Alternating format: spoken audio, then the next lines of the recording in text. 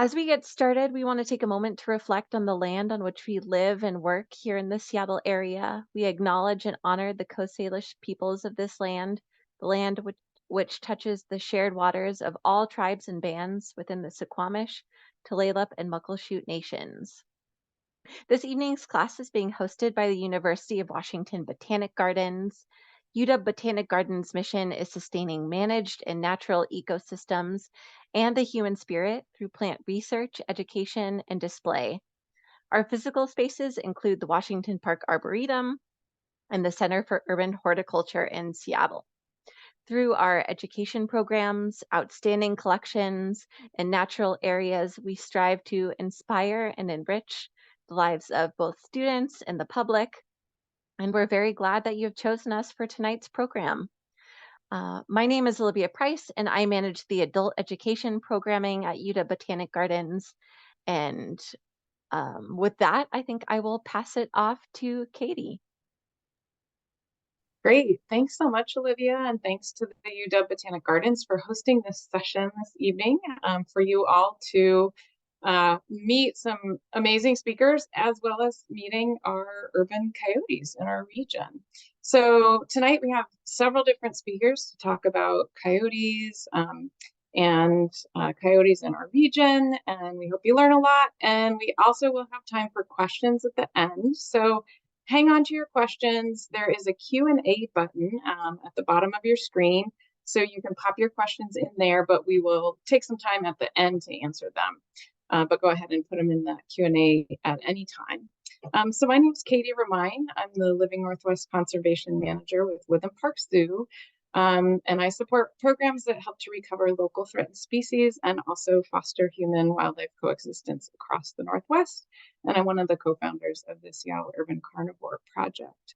And first up, I will introduce each speaker before they come on, and each speaker is going to share their slides. So we'll just have a little transition between each person. But first up, I'd like to introduce Sam Krelling, who's a PhD candidate in the Prue Lab at the University of Washington, where she's studying urban coyote diet and genetics in Seattle. Thanks, Katie. Go ahead and share my screen. Give me a second here. All right. So we're going to talk about Seattle's urban coyotes, and I've had the pleasure of kind of studying them and getting to know them over the last about 3 years. I think this is a relatively pivotal sign. I found this on Mercer Island, and I think it's something we've probably all seen remnants of online and on different kinds of social media posts. And so I want to talk a little bit about coyotes and kind of humanize them, and so that we understand kind of where we're coming from when we're saying these kind of statements, and kind of make sure that we don't villainize coyotes, but we also don't kind of uphold them as these like magical, perfect creatures as well. They're just animals doing their thing. So we're gonna talk about that a little bit. Let's see if I can get this to advance. There we go. Okay. So quick introduction. I am Sam. I use she/her pronouns. This is my lovely dog, Sequoia. She helps me find a lot of scat samples throughout Seattle that I use to study the coyotes. To get a little bit of basic information here, we're just going to go over what a coyote actually is. Now, I know we've probably all been relatively familiar, but sometimes people don't know the basics. So we're just going to go over here. They're roughly 20 to 30 pounds. They tend to be smaller on the West Coast than they are on the East Coast. They are a member of the dog family and are actually very closely related to your domestic dog you may have at home. People often think that they're much bigger than they actually are, but they're really relatively medium-sized animals. They're not actually, wolf size. If you see them next to a wolf, you'll see a huge difference. But that's often something I hear people say, that they're enormous and super scary, but knowing the size can kind of help temper those ideas sometimes. They are omnivorous. Most people think that they're just kind of eating meat, but they actually eat a large variety of diet items, from plums and cherries and rabbits to sometimes domestic cats. And we'll talk about that in a little bit. But important to know that they are not just eating vertebrates, they are also eating plants, and quite a lot of them. They are all over the United States in just about every biome. They go up into Alaska and down into Panama. They live in almost every environment, including almost every major city in the United States. And there are a lot of reasons that I think we should care about coyotes, and I might be a little bit biased here, but they are a really important ecosystem component. They help regulate different prey species. They help kind of clean up the carrion and like roadkill that happens, things like that. And they're also really thriving in the Anthropocene. So this is the age that we're living in, this age dominated by humans and people and vast habitat modification. And while most species aren't doing super great, coyotes are really thriving. And so I think that they're a really special animal to be able to study and understand how we can coexist with many different species. And they're also here. They're really hard to get rid of. The United States have literally tried for decades and they've only expanded in range. So we might as well learn to be with them. And to kind of talk about that a little bit, coyotes have really, really done well. So they've more than doubled their range across the United States and North America in general. And a lot of that is because we've removed these apex predators like wolves and cougars that are their natural kind of competition in these ecosystems, and they've been able to thrive. On top of that, we've modified the landscape in a lot of different ways, including kind of clearing forests and making these open spaces that allow them to kind of proliferate and use these human modifications to their advantage. So urban coyotes specifically are a little bit different than their kind of rural counterparts. They tend to be bolder, although this has some contention in the literature, but sometimes they are bolder in cities, and sometimes this boldness is actually heritable, meaning that their offspring can actually be more bold like their parents. They have a very varied diet. There's a lot more opportunities to try different foods and different prey items available in cities compared to compared to rural regions. And they're behaviorally plastic. And now that's kind of a weird term, but it basically means that they're really adaptable. They're kind of able to modify their behavior to whatever best suits them in any given environment. They also have much smaller territories in urban areas, which typically allows them to live at higher densities. All right. And so let's dive into coyotes in Seattle specifically.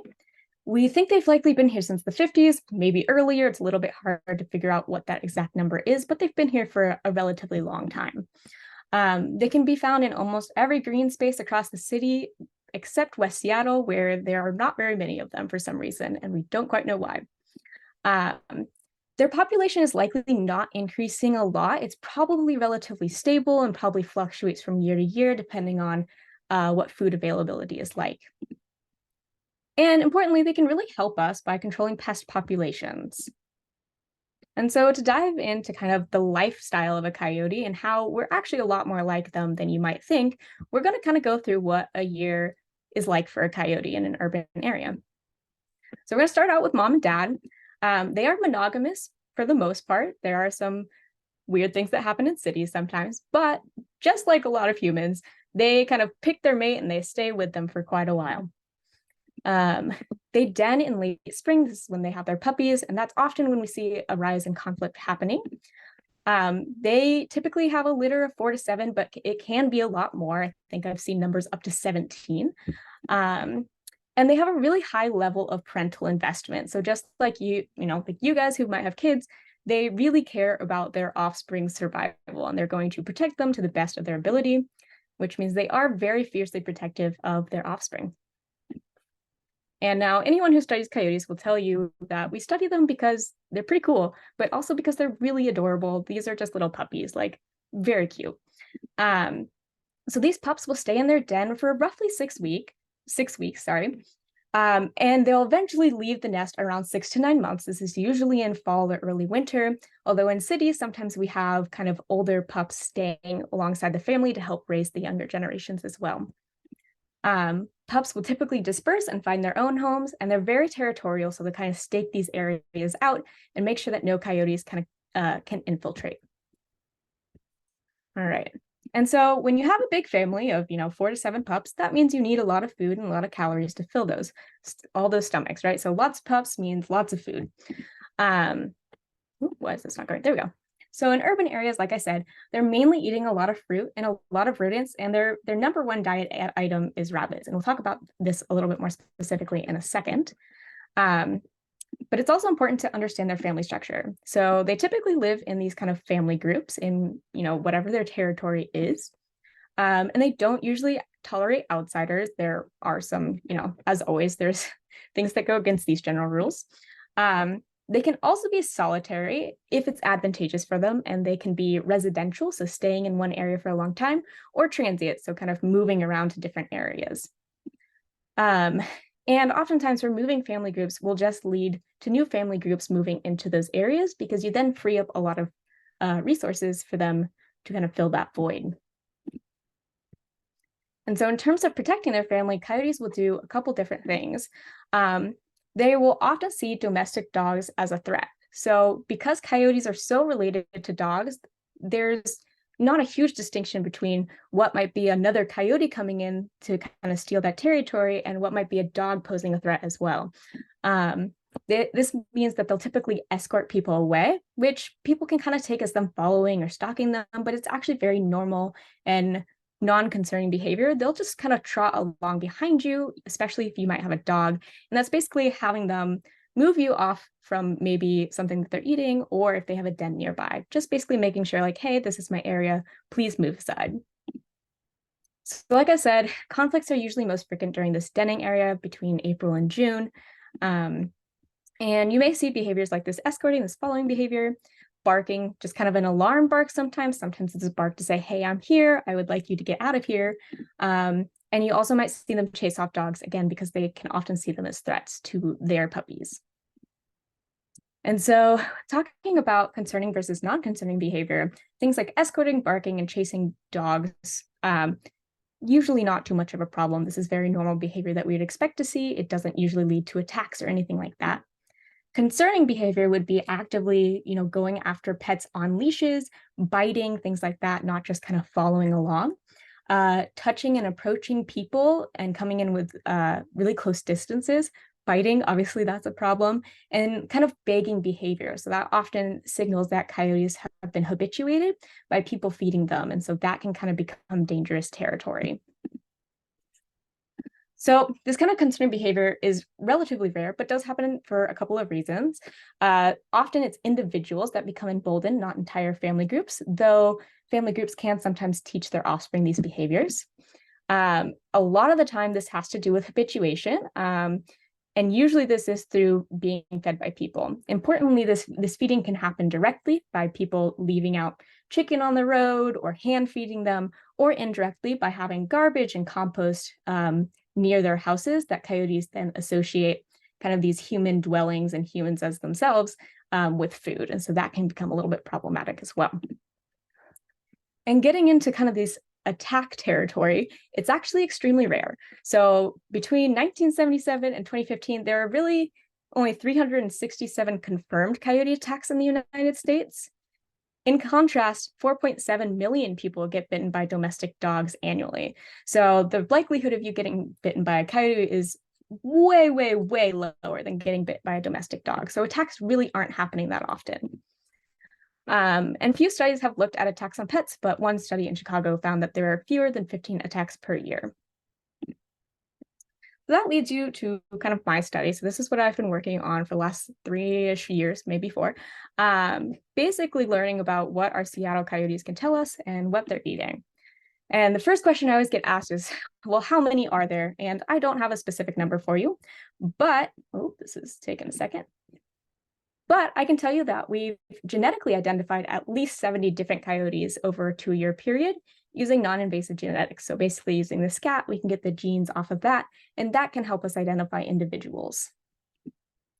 There are also likely some that I missed in this. So this number is also fluctuating because pups disperse. Pups have high mortality rates in urban areas. So this is not a hard and fast number. It's just the number we've happened to discover. Not saying that there are 70 coyotes in Seattle at any given point in time. And this is data from 2021 and 2022, mainly from the summers. All right. Okay, so getting to our kind of arboretum interlake population, there were 7 coyotes present in 2022 and likely a similar number this year. Mom is actually from the Seward, Genesee area, so down south, and has migrated upwards. And dad is a little bit of a mystery, but we also think that he came probably from the south via some genetics. In 2022, they ended up having 5 puppies, 3 girls and 2 boys. And that's kind of the general size. So in any given kind of territory, this is kind of what you might expect for a lot of the coyotes. And what are they eating? So the first question people always ask is, well, how many cats are they eating? And they do eat cats, but maybe not as many as you think. Most studies that look at coyote diet find that it makes up 1 to 2% of their total diet. There is kind of this one outlier, which is the study in Los Angeles that found, that found about 20% of the scats to have cat DNA within them. But there are some interesting things about that study which make that number a little bit questionable to me. For our coyotes, I'm sorry about the kind of not super legible graph here, but if we're going to look across these kind of, 621 samples, they're eating a lot of plants. Most importantly, we'll just kind of point out the top ones. This rubus, which is berries, so salmon berries, blackberries, thimbleberries, all of those. Lots of grasses. Unfortunately, our markers don't tell us anything more than it is grass. So it could be your lawn, it could be wheat, it could be corn. We don't know. It is in the grass family. They eat a lot of apples and plums and just lots of fruits in general. And if we dive into what they're eating in terms of vertebrates, we get a little bit of a higher resolution. We can see a little bit more detail here. So this is from 505 samples, and this shows how many times a single diet item at the family level was present in those scats. So the top diet item, and by far the most prevalent, is rabbits. I don't think that's going to be a surprise for anyone. They're everywhere. They're not the smartest. They look pretty easy to catch.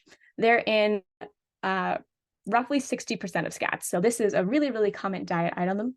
We also have a lot of kind of human-based foods. We have some chicken here. We have pork and cow that came up relatively high. And their 4th most common diet item was cats, but I'm going to break that down a little bit so it's less scary of a number. In raw numbers, they came up in 92 out of this 505 scats. But to break that down, I took a list of all of the samples I collected and where they are collected and kind of did some math about how many cats I actually think that might be. So coyotes will often share larger prey items like cats with their family members. So it's likely that multiple coyotes were pooping out this cat DNA, which really originated from one cat. And they're probably pooping it out multiple times because it's a relatively large diet item. And so if I get 2 scats from the same place at the same time, it's pretty likely that they come from one individual cat rather than 2 different cats that they're eating. So if we break this down, I think that this is probably roughly 39 instances of different cats across these 2 samples. And this is not all of my samples. This is just a subset of them. We just haven't gotten the data back. And I expect that this 18% frequency of occurrence is going to drop. When I ran it with 200 scats, it was at about 22%. So as we get more samples, I expect this number to drop. And I'm going to pass it to Yasmin. Great, thanks, Sam. I'll go ahead and introduce Yasmin. Yasmin is getting ready here. So Yasmin Hananti is a PhD candidate also at the University of Washington, and her dissertation research focuses on the health of urban coyotes in the Seattle-Tacoma area, including parasitism, diet, and urban pollutants. And her focal species are coyotes, but also raccoons and river otters. And Yasmin is going to talk to us about some of the benefits of living with coyotes. Yeah, Sam, if you could just end your screen share, I'm gonna, thank you. I'm sorry, I'm struggling here for a second. That's okay. Okay. All righty. Okay. Slightly updated slide here. Okay, so I'm going to give just a brief overview, non-exhaustive list of some of the benefits of living with coyotes. This is what we call ecosystem services. So what services do they provide our urban ecosystem and for us as humans? Okay, so first of all, like Sam mentioned, coyotes eat a lot of small mammals, with rabbits being their primary diet source.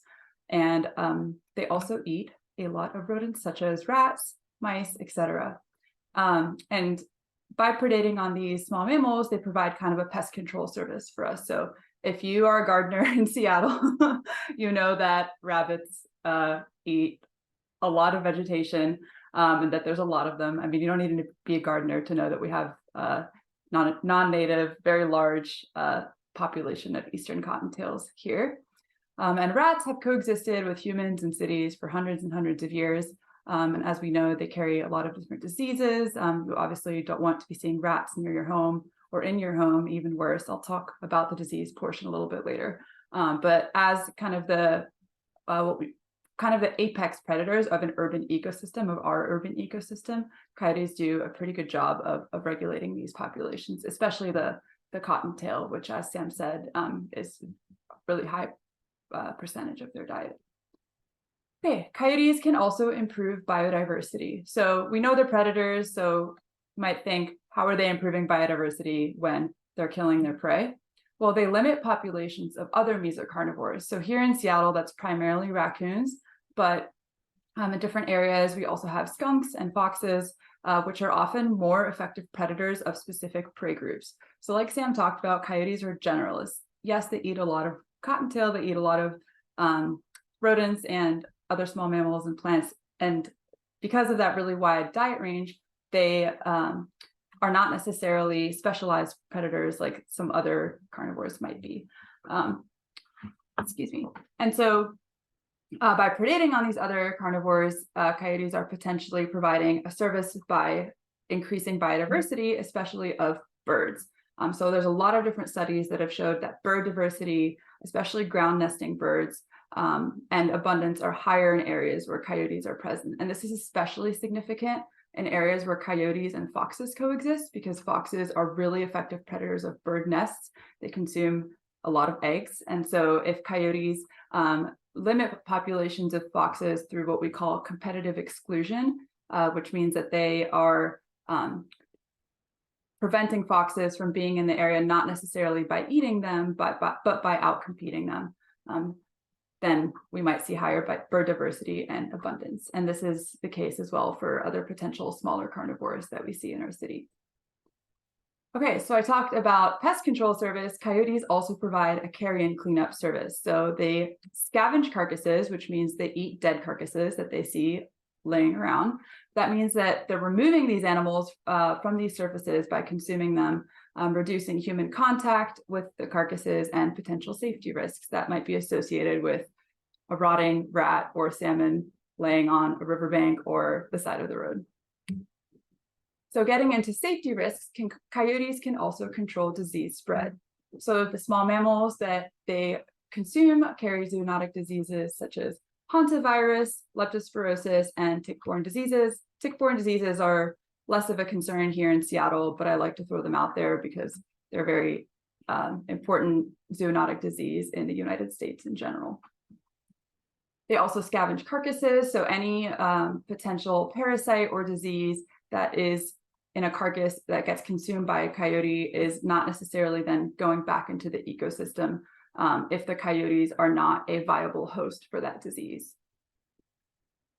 I also talked about how they can control populations of other predators that carry zoonotic diseases. Raccoons are a big one. If you've ever heard of raccoon roundworm, that's a big batty parasite worm that we don't want.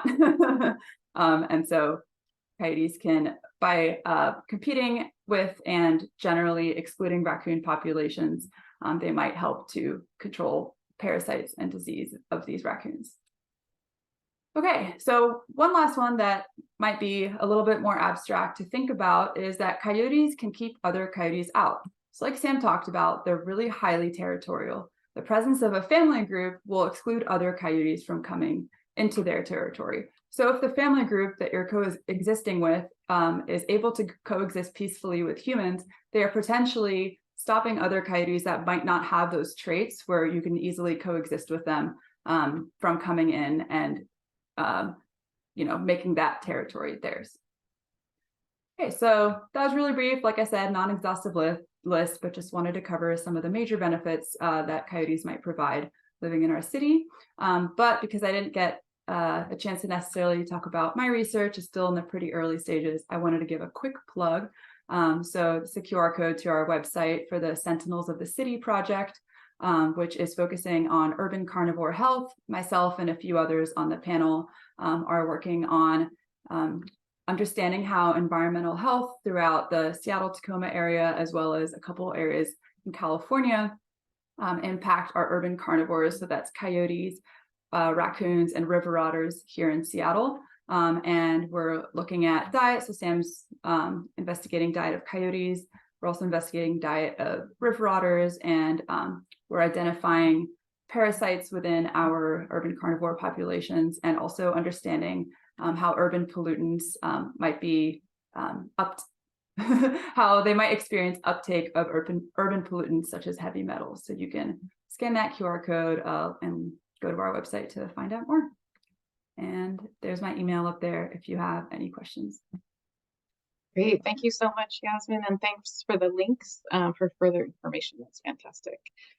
So next we have Chris Anderson, who's the district wildlife biologist for the King County area for Washington Department of Fish and Wildlife.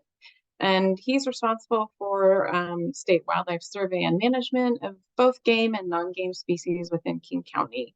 Chris works on anything from invertebrates to amphibians to large carnivores in his day job. And he appreciates these kinds of collaborative opportunities with partners that provide for further reaching our management and outreach efforts. So Chris, go ahead and share the slides and take it away. I think aren't the slides in a larger? Yeah, one of us can. Sam, do you want to maybe share those slides for Chris? Sure. Otherwise, I can open mine. But yeah, I can go ahead and do that. I misunderstood that.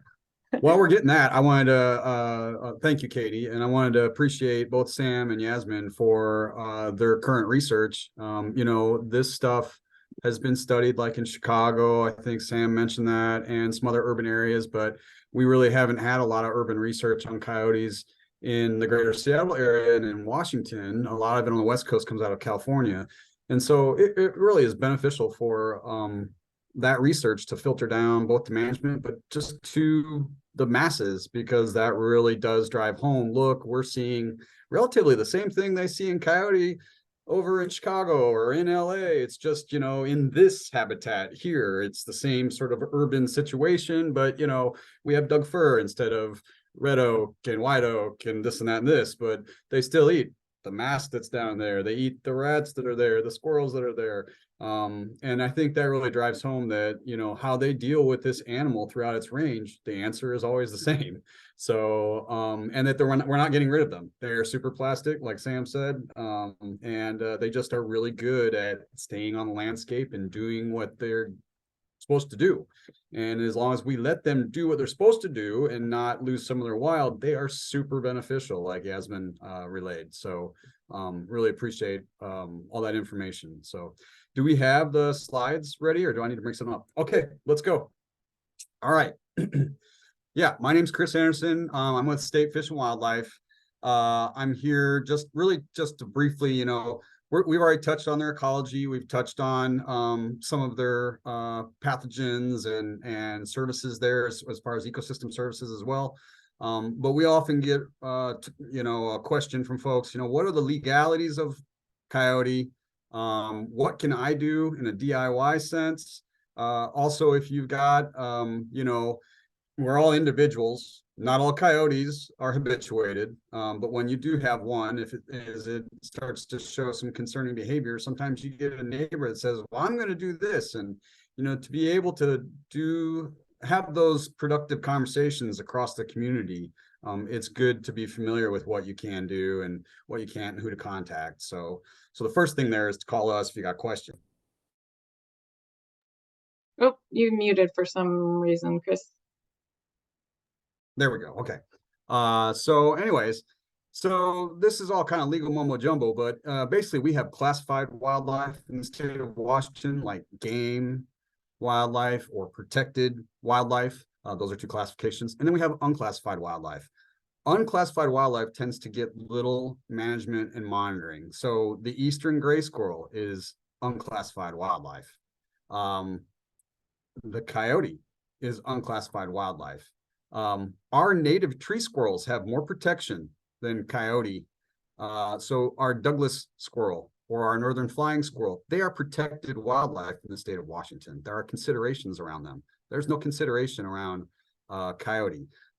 They can be harvested. They are not a game species. Unclassified wildlife in the state of Washington requires you to have a big game or small game license to harvest the animal.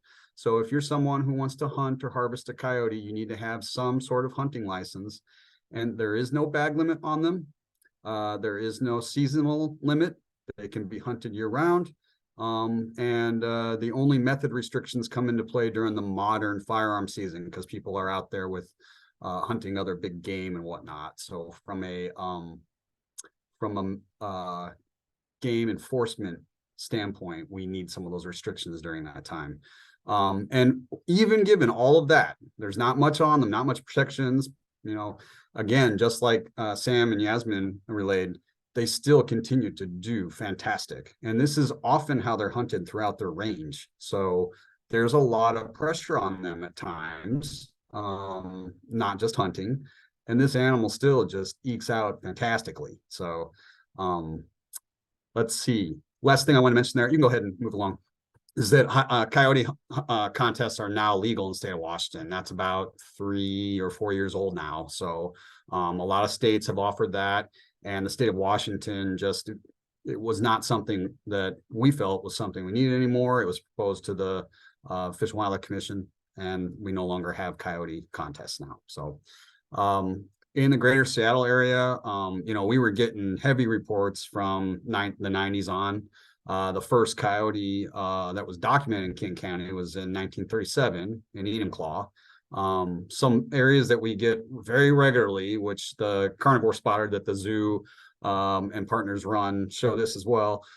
Shoreline, Bellevue, Seattle, South Seattle, Renton, Kirkland, Redmond, Woodinville. We'll get reports, people of concerns in those areas. Everywhere we have suburbia, basically.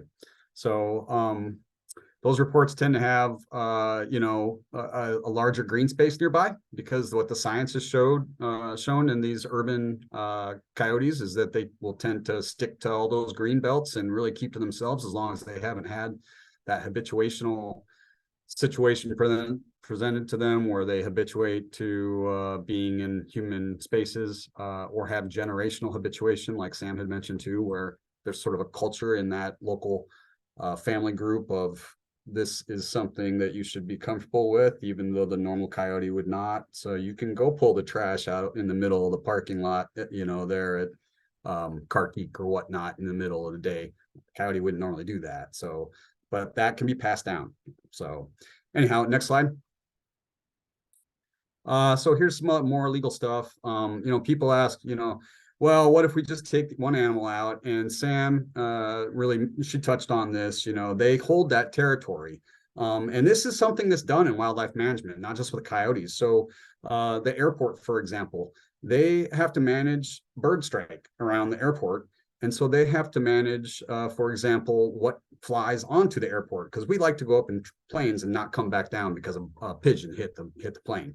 So raptors control some of those animals. Raptors also get into issues with planes. So they manage territorial raptors, just enough of them around the airport to shoo away the transients.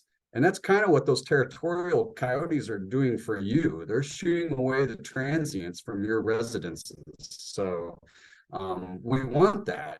Otherwise, we have these multiple coyotes that are battling it out, can move 50 miles in a day. You don't know who's who. It's good to have less coyotes, large, set territories, and they do that. So, if you remove them, it's only a temporary solution. Obviously, we can't get rid of coyote. That's not happened. They continue to expand their range. Relocation of wildlife is illegal. You have to have a permit from the state of Washington to do that. So like a state rehabber, wildlife rehabber, for example. And it's inhumane. These animals are common. So it's like taking your college age student out of the dorm and saying, you can just hang on this sophomore's couch or this senior's couch. And when they get home from classes, they'll be okay with you. It'll be fine. You don't have to pay rent. That's not how it works. So it's the same with wildlife.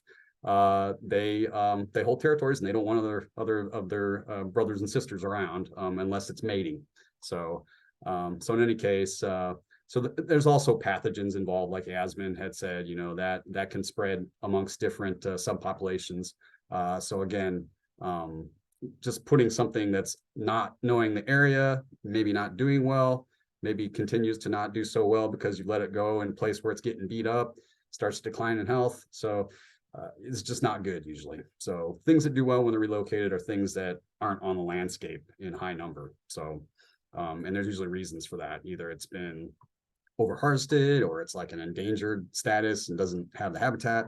For example, we've been reintroducing a little weasel called Fisher, and it's because they were extirpated. They're taken out of Washington due to overharvest and habitat changes. So, and they're doing great now. They're coming back doing well. So, with another thing, these animals really, it's a cultural thing. You need to just they're going to be here, and there are things that you do for them that will benefit you with other wildlife in other situations too. If you keep your area clean, etc., that's going to help keep the raccoons out of it as well. The exclusion that you do for coyote will also help with that. This is the same theme. It's not just coyote you're managing when you're doing this stuff. Go ahead, next slide. So if you have questions, like for example, did that guy say that if I got that squirrel, I could take it down to the other park? I'm not going to do that with coyote because I don't want a middle-sized carnivore in a dog crate in the back of my vehicle. That would also not be good. But again, it's illegal to relocate wildlife in the state of Washington. And if you have someone question you on that, please have them call us.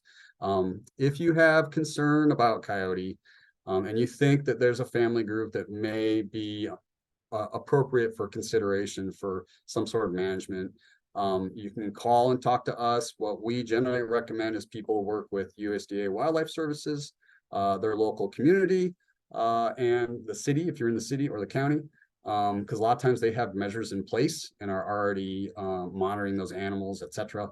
And really just learning to live with them because they're always going to be here. They provide a lot of good services for us. It's really on us to keep them wild.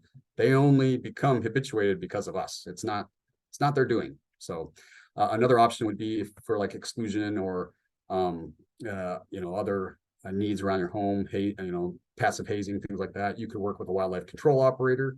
Those are folks that have a permit that allow them to legally work on state wildlife. They don't normally deal with coyote directly because that takes some pretty specialized equipment, etc.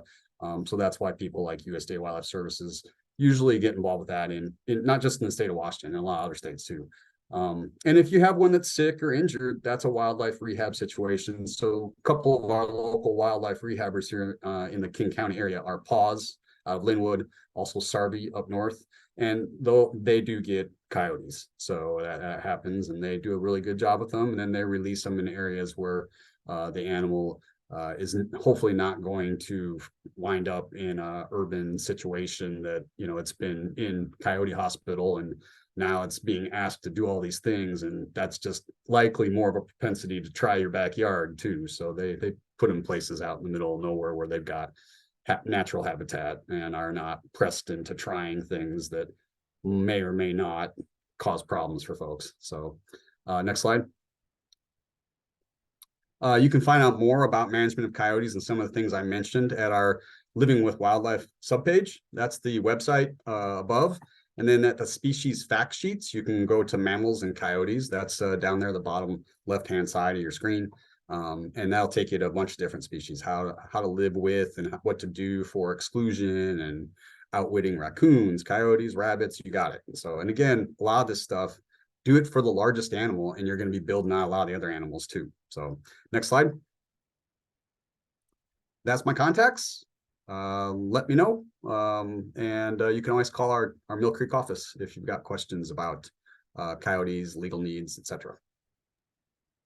Thanks, Katie. Great. Yeah, thanks so much, Chris. And there's some great questions coming into the Q&A, and we have a lot of experts gathered here, so we're able to answer some of those questions by typing in there. So if you haven't been looking in there, maybe take a peek. And then we'll also get to some of those live in just a little bit. But next up, we have the Seattle Urban Carnivore Project, and we have two folks speaking for that project. Mark Jordan is an associate professor of biology at Seattle University, and he teaches classes in ecology and conservation biology. And his scholarship focuses on understanding the impacts of urbanization on wildlife and broadening participation in STEM, science, technology, engineering, and math. And Mark is one of the co-founders also of the Seattle Urban Carnivore Project. And Robert Long is the Living Northwest Director with Woodland Park Zoo and a research scientist who specializes in carnivore conservation. And Robert's also helped to launch the Seattle Urban Carnivore Project. So I'll pass it over to Mark and Robert. Thank you, Katie. So this evening, we were going to talk to you a little bit about the Seattle Urban Carnivore Project and kind of at the end here, broaden it out a bit from coyotes, but also talk about what we have been learning about coyotes from this research. As Katie mentioned, this is a collaborative project between Seattle U and Woodland Park Zoo, and Katie, Robert, and I are the three co-leads on the project. So we started this project back in 2019, and we had kind of 4 big goals associated with it, which is to better understand wildlife, to use wildlife research as a means to collaborate across different cities, to engage with the public, and to use that engagement to build better coexistence strategies. So first off, just the basic science question, we want to understand what's going on with the carnivores in our urban area, including coyotes, but also including critters like raccoons and bobcats. And so here we have our focal species, and we put coyotes front and center, but we are also looking at things like possums, even cougars in some of the areas where we have camera traps set up, and river otters and black bears. One of the big ways in which we collaborate is that a lot of our data are fed into this much larger network called the Urban Wildlife Information Network. And this is a project that is now up over 50 different cities worldwide. We're using the same protocols of wildlife camera trapping to collect data on the impacts of urbanization on wildlife, looking at the most urban parts of their cities all the way to the least urban. And this data then feed into these bigger projects where we can say, well, do we see similar patterns across North America or across the world as we look at some of these species' responses to urbanization? Now I'll pass it off to Robert to talk a bit more about some of our goals and data. Thanks, Mark. Oops, sorry. There we go. You stop sharing your screen there. I can keep sharing, and then we can just, because I'll go back at the end if you don't mind. Okay, nope, that's fine. Hello, everyone. Thanks, Mark, for that introduction. So Mark just talked about the setup of the Seattle Urban Carnivore Project camera trapping effort, and it's really very science-based. It's collaborative. But one thing we realized when we started to deploy these cameras is that we had an amazing opportunity, and that was to engage community members in their the places where they live in doing this research and helping us do this research and in learning a little about their the wildlife and that live in their regions. So we launched the effort in 2018, and by 2019, 2020, we had up to 30 teams involved with more than 80 volunteers, and we've maintained that to today. So it's really an amazing opportunity to engage the public in what we're doing. Next slide, thanks. And this allows us to both talk to our volunteers about how we might coexist with carnivores, but also to leverage the opportunities of speaking at panels like this. We get 1.3 million visitors to Woodland Park Zoo every year, so we're able to talk about coexistence and some of the things that Chris and the other speakers were talking about in terms of how we might better coexist with coyotes and other wildlife at that point. So here are some great photos that we'll share from the carnivore spotter. Or not carnivore spotter, from the camera trapping efforts that Mark just talked about. This is a coyote hunting in some snow here in Seattle. This is actually a coyote that fell asleep right in front of the camera, spent some time laying there relaxing, wasn't too perturbed. This next slide is a photo of some predator-prey interaction between a coyote and a cottontail. So this is some information that can help play into what Sam's been studying in terms of coyote diet and how coyotes interact with people, their pets, and the other species that live with us. And then lastly, we can say something about predator-prey interaction, or not predator-prey, with species interactions between carnivores. So this is a coyote encountering a raccoon at one of our camera survey spots. And so we can start to get a bit of a picture of how some of these species coexist with each other on the landscape. All this information that we're gathering from these camera traps and these community efforts can be looked at in many different ways. And this is just one example that we thought was kind of interesting. And it looks at detections by species and time of day. So you can see, first of all, that the first species there is the black bear, which we don't get too many photos of. Coyotes are pretty active throughout the day and night, with some periods of differing. But you can see domestic dogs, which are often out with people, are mostly during daylight hours. Things like raccoons and Virginia opossums are mostly nocturnal. They're not out often during the day, so we're not going to see them often unless we're using these cameras. And that leads us to another project that we launched again back in 2019. We wanted to actually engage more people than we were able to with the camera trapping effort. We wanted to lower the bar for participation in terms of who could report and how we might learn about these species. So we launched Carnivore Spotter, and you can see it at carnivorespotter.org. It allows anyone to go in and report a sighting that they've had of a carnivore in their neighborhood or anywhere else they might be visiting in the greater Seattle area. And it allows us to look at wildlife and carnivore sightings in a whole different lens, and that is through the view of the people who are seeing these animals and living there. We've had over 10,000 reports to date, and it's just a really amazing resource that lets us look at where people are seeing these animals. It also lets people better understand that these animals are living around them constantly. If you look there, the yellow dots are actually coyotes. It's a little hard to see, but most of Seattle is used at least part of the time by coyotes. You can tell by that. So it really helps us better understand that these animals are already out there. They're largely coexisting with us, and that's a possibility. Here are some highlights from, these are photos that people have sent in along with these Carnivore Spotter reports. We do get occasional bobcats, mostly east of Lake Washington, and black bears as well. Coyotes occurring just about everywhere. Raccoons are pretty common, and then some really amazing photos. This is a cat watching a bear outside its door, and this is a good example of how we might find an opportunity to engage people around coexistence. We really want to secure our trash barrels, and this is an example of that not happening. I think the cat's pretty happy he's inside the house, which is a good thing.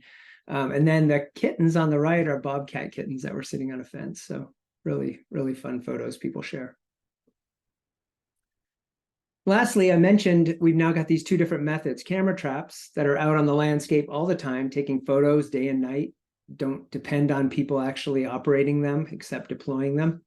And then we've got Carnivore Spotter, which is an interaction between a human and wildlife. So we can compare and contrast some of these things. And we'll just show you one slide here to very simplistically kind of show you. On the top, you've got some charts showing the number of reports, not reports, but detections of the different species with camera traps. And I just want to focus on the yellow one and the gray one. So on the left, the yellow one, you've got coyotes that are being detected by camera traps and raccoons by camera traps. And you can see those numbers are pretty high. Carnivore Spotter is the next set of bars below that. And again, if you look at coyotes, you can see that people are reporting coyotes at a much higher rate than they're actually being detected on our cameras. So that might be a function of where coyotes are moving or how interested people are in coyotes. And then raccoons being reported much less by people than they are occurring on our cameras. And again, because raccoons are nocturnal, you might expect that to be true. Mark's going to talk about some other reasons that might be true for some of the species. Thanks. Thanks, Robert. And this contrast between the two data sets really does highlight some interesting things about not just the wildlife themselves, but also about our outreach and communication engagement with this project. So if we've built habitat models based on the camera trap data, and then we've looked at where the carnivore spotter reports are coming in, and we actually notice locations where we're not getting detections on carnivore spotter, where we would expect to see some of these species.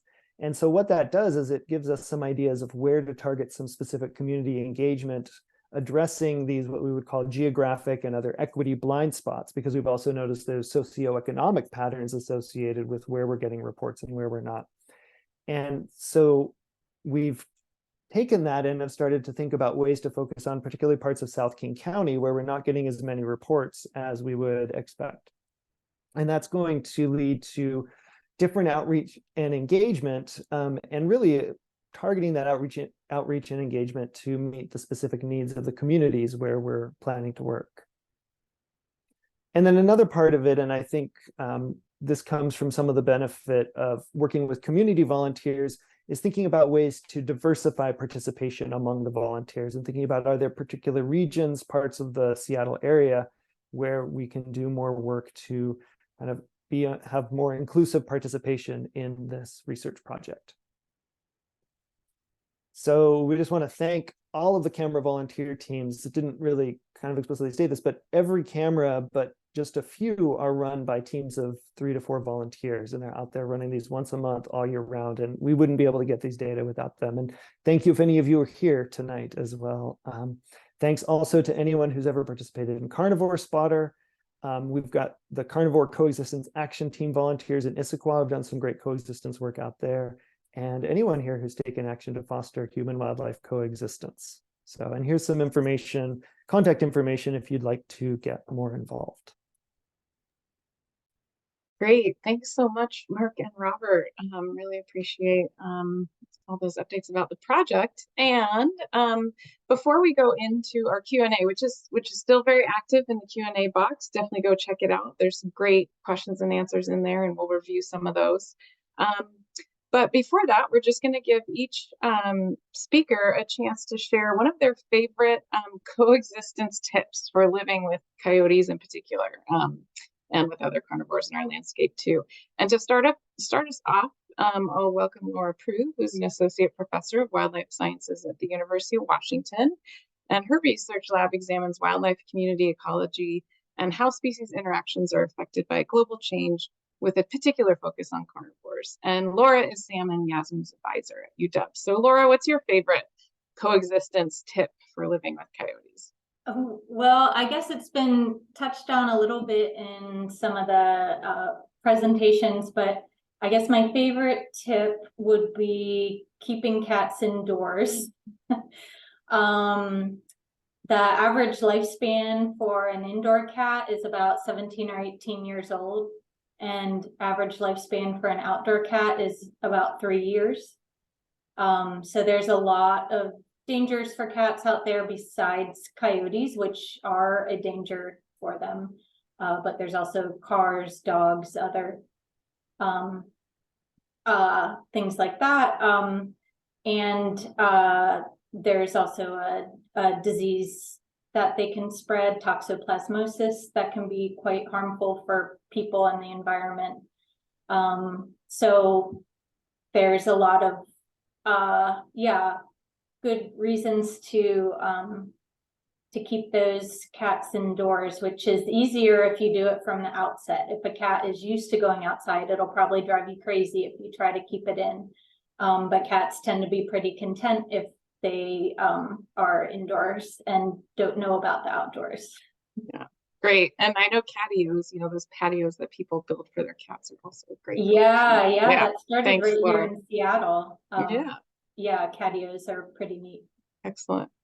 And keeping on to the pet theme, I'll pass it over to Yasmin. Yes, hi again. So another really important coexistence tip is to keep your dog on a leash, especially if you're in an area where there are coyotes around.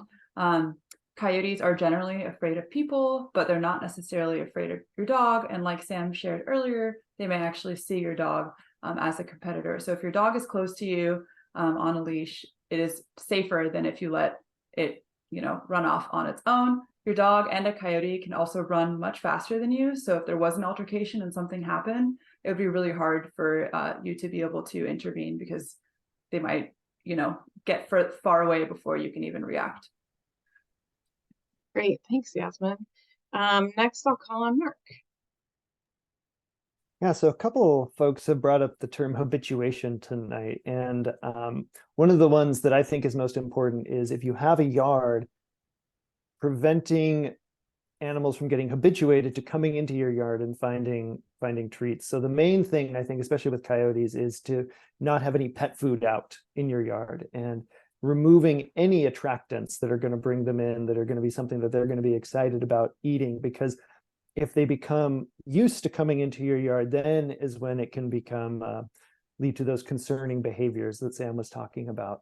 And also, if you have a bird feeder, although you might not think that bird seed would be particularly attractive to coyotes, what's actually might happen is that it becomes attractive to rodents, who are then attracting the coyotes. So if you can make sure that you're not leaving a lot of bird seed scattered about, either cleaning up periodically or having a way to catch the bird seed, that reduces the rodents, which then reduces the risk of conflict with coyotes.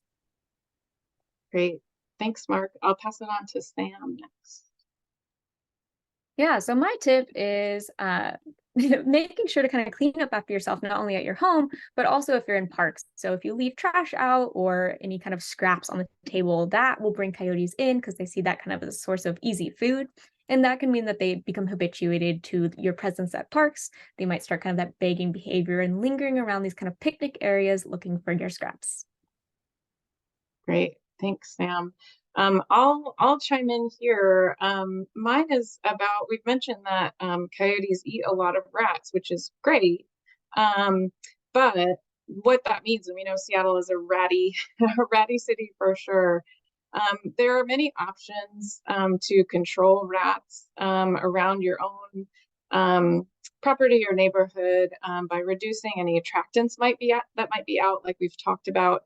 You can also physically exclude them from getting into your home in different ways. And these are all better alternatives than using what are called anticoagulant rodenticides, so different chemicals that are made to kill rats, because rats can carry those. If they ingest those chemicals, they can carry them out into the landscape, and then carnivores, including coyotes as well as raptors, when they eat those rats, those poisons can kind of go up the food chain and really affect the coyotes and the raptors. So there's great alternatives for controlling rats so that you're not using those kinds of rodenticides. And then for our last tip, I'll pass it back to Robert. And then I know we're getting to the end of our time, but we all can stay on a little bit to answer some questions. So Robert, give us your tip and then we'll go over to some questions. Yeah, so my tip has to do with this idea of habituation. But what if you've done everything right? You've brought in the food, your cat's indoors, your dog's on a leash, and you still encounter a coyote who is really, really curious. Coyotes are, canids. They're interested. They're smart. What happens if a coyote is actually approaching or on your deck when you came out one day? Maybe someone nearby is feeding it. Well, there's a concept called humane hazing, and that basically helps us tell coyotes that there are some places we don't want them to be, too close to people. So you can clap your hands, you can take a couple of steps toward an animal, rattle something loud. There are lots of ways that will pretty much deter coyotes from being close to you. We don't need to do it if we're out hiking and you see a coyote out in a meadow or up on a ridge or just maybe even just doing its thing. But if it's actually approaching too close on your property, it's something that we want to encourage coyotes not to get habituated to being close to people. Great, thanks everyone. Hopefully you all got some great ideas out of those coexistence tips. And again, a lot of questions have been answered by this awesome group of people here in the Q&A. So you can go in there and look at some of those answers. But there's a couple here that I think we'll go ahead and take live. let's see.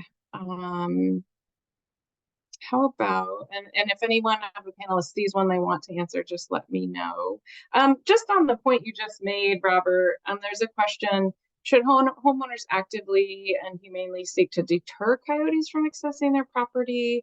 Yeah, what are and your see, thoughts? Yasmin started to answer that. Hopefully we have the same answer. But no, I mean, I live on Bainbridge Island and I have coyotes coming through my yard all the time. And I have a medium-sized dog. He's out in the backyard. I don't have a cat.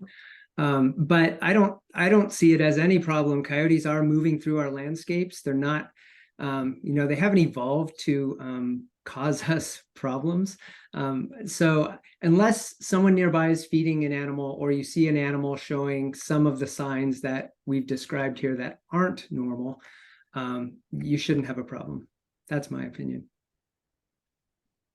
Great, thank you. And yes, I realized that I missed Chris on my list of favorite coexistence tips. Chris, is there anything you want to add that or emphasize for coexistence tips? I agree with Yasmin and Laura. I'm gonna pick the keep your cat indoors and keep your dogs leashed. And I'm gonna say even further, keep your dogs leashed, not just because of coyotes, please. And that usually you're legally required to keep them leashed, including hiking in the Mount Baker Snoqualmie National Forest. Great. So there's my answer. Thank you. Thank you. Great. And then here's actually, Chris, I think this question would be best for you. There was a question about Mercer Island and the situation just about a year ago. Okay, I remember. About why were they allowed to have the coyotes there removed, presumably lethally, and what if new individuals move in? You know, is this going to happen again? Well, I didn't catch the first part. Why were they what? Why were they allowed to have them removed? Allowed to have. Okay. So, yeah, I can answer that. So, and someone asked about some of the legalities there. So the blunt answer is because they can legally. And they did consult with us. They utilized USDA Wildlife Services. I think all of us on this call here at some point were talked to about that coyote situation. And I do also want to put out there that this is individual animal or a individual family group, just like with bears too. When we get called, oh, I got a bear, and I'm like, okay, so does it do anything? No, I saw it. I'm really concerned. It's like, well, okay, well, that's not an individual that is an issue, and most of them are not. And same with coyotes, most of them are not issues. So it's only when we let them get into our stuff because we're not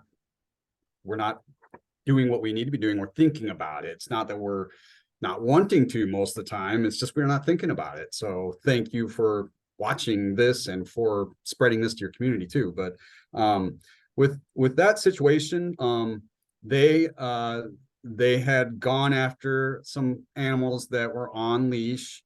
There was some concern the city could make the call. We supported the city. And USDA, after looking into it, also they did field work and looked at the animals, and monitored them, and then they lethally removed them. And one of the reasons for that also was because Mercer Island, it's more difficult for more animals to get on there. I still think eventually coyotes will come back, but one thing that Wildlife Services relayed is this may be a little bit of a longer dynamic since that island, they have to get on and off using cement. So they'll definitely do that though. So, that wasn't something that people were like hanging their hat on. They just said, well, perhaps this will quell it a little longer. But you're exactly right. I mean, you remove those animals, and if you don't fix the situation that caused it, it could happen all over again. I mean, yeah. People continue to speed even though they get tickets. So yeah, and I know that the Seattle Urban Carnivore Project and Chris and others here have been talking with folks over there just to try to help promote some of these coexistence actions as well. Yeah, so, nobody great. wants those animals to be removed. I mean, when I talk to Wildlife Services, they don't want to do that. They do all the same outreach in the community. They go out and do presentations. They monitor the animals. They don't just come in with guns. They're very professional about removing the Seattle project group that does that. So Great. Well, I'll ask Olivia, our host here, if we want to kind of keep going and answer a few questions out loud. Again, there's so many great questions in the Q&A, everyone. So I hope that you've all learned a lot, both through the presentations as well as the awesome Q&A. I think we could go ahead and do one more if there's one Okay. that folks would like to answer live. We have a Okay. native plants class at 6:30, so. Okay, fantastic. We don't want to interfere with that.